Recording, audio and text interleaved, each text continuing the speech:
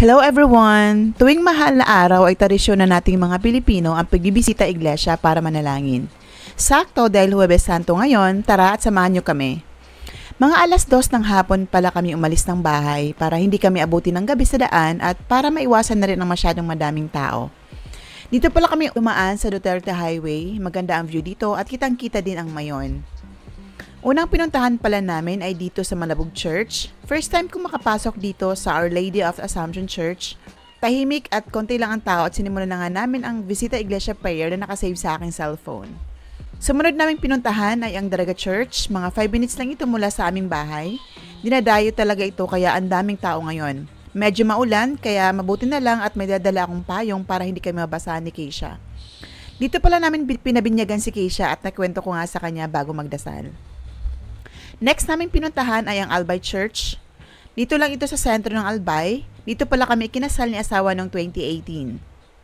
Bago kami pumasok sa simbahan ay natakam nga kami dito sa ice cream ni Kuya. Tamang-tama kasi medyo nauhaw ako at sa init ng panahon. Sobrang nostalgic kasi isa ito sa mga simbolo ng kabataang 90s. Naalala ko't noon tuwing festa at may kasalan lang kami nakakain ng ice cream.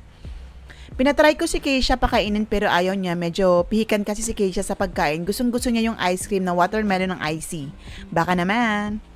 Sumunod naming pinuntahan ay ang Our Lady of Fatima Church. Mga 5 minutes away naman ito from Albay Church. Panglima naming pinuntahan ay ang Redemptionist Church of Our Mother of Perpetual Help. At sakto, nakita ko dito ang ninang ni Keisha na si Mading Lance. Nagchika-chika lang kami ng konti bago pumasok ng simbahan. Next naman ay ang St. Padre Pio Parish Church sa may Rawis, Legazpi. Medyo madami ding tao dahil isa din ito sa pinupuntahan talaga ng mga tao. Medyo struggle talaga ang lakad pag may kasamang bata pero ganun talaga, part na yan ng isang magulang. Fast forward pala tayo, dito na tayo sa pang-7 na church dito sa St. Raphael, the Archangel Parish Church.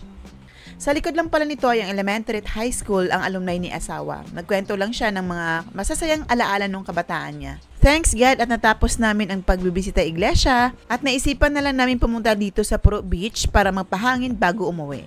Yun lang, ingat, bye!